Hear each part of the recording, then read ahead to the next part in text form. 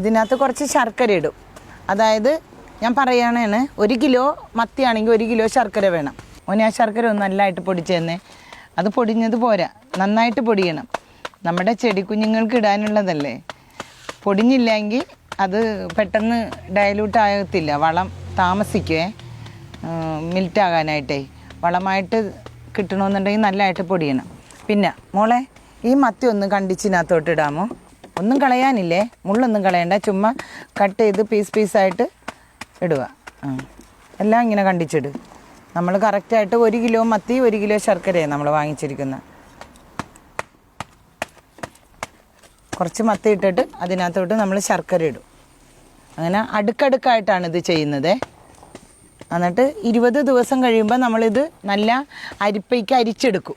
അരിച്ചെടുത്തിട്ട് ഭയങ്കര വെയിൽ കൊള്ളാത്തടത്തും പിന്നെ അധികം തണുപ്പല്ല എങ്കിലും ചൂടില്ലാത്തടത്തും നമ്മളിത് സൂക്ഷിക്കണം. 5 ml 1 ലിറ്റർ വെള്ളത്തിൽ ഈ കഷായം ഉണ്ടാക്കിയിട്ട് 5 ml 1 ലിറ്റർ വെള്ളത്തിൽ കലക്കിയിട്ടുമാണ് നമ്മൾ ചെടികൾക്ക് സ്പ്രേ ചെയ്യുന്നത്. ചെടികൾക്ക് സ്പ്രേ ചെയ്യുമ്പോൾ നല്ലതായിട്ട് അതുങ്ങൾ പൂക്കുകയും കായ്ക്കുകയൊക്കെ ചെയ്യും. പച്ചക്കറികൾക്കും ചെടികൾക്കും എല്ലാത്തിനും ഒരുപോലെ ഉപകാരപ്രദമാവുന്ന ഒരു മരുന്നാണ് ഞാനിപ്പോൾ ഇവിടെ ഉണ്ടാക്കുന്നത്, മത്തി കഷായം. ഇതിൻ്റെ ഒറിജിനൽ നെയിം ഇതല്ല, ഫിഷ് അമിനോ എന്നാണ് അതിൻ്റെ പേര്.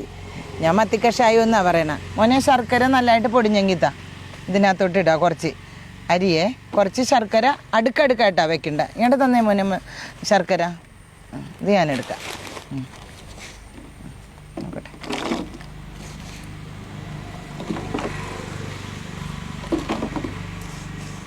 ഓക്കെ മോളെ, അവിടെ നേരത്തെ ഞാൻ മുറിച്ച് വെച്ചത് കുറച്ച് ഇരിപ്പണ്ടേ, അതും കൂടി കുറച്ചിനകത്തിട്ടെ.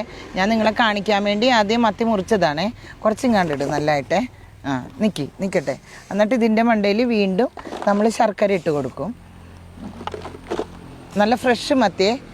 മറ്റ് മീനുകളൊന്നും ഇത് അത്രത്തോളം ആകത്തില്ലേ. ഇനി അതിൻ്റെ മണ്ടയിലോട്ട് മത്തി ഇടുക. എല്ലാം മത്തി കിട്ടും. അത് വെള്ളം ഒഴിക്കരുത്, മത്തി മാത്രം പിഴിഞ്ഞിട്. വെള്ളമൊന്നും പാടില്ല. ഇതിൻ്റെ മുകളിലേക്ക് ഈ ശർക്കര എല്ലാം കൂടി ഇട്ട് കവർ ചെയ്ത് ഞാനങ്ങ് വെക്കുക 20 ദിവസം കഴിയുമ്പോൾ ഇത് നല്ല ദ്രാവക രൂപത്തിലായിട്ടുണ്ടാവും. പിഴിഞ്ഞെടുക്കുക.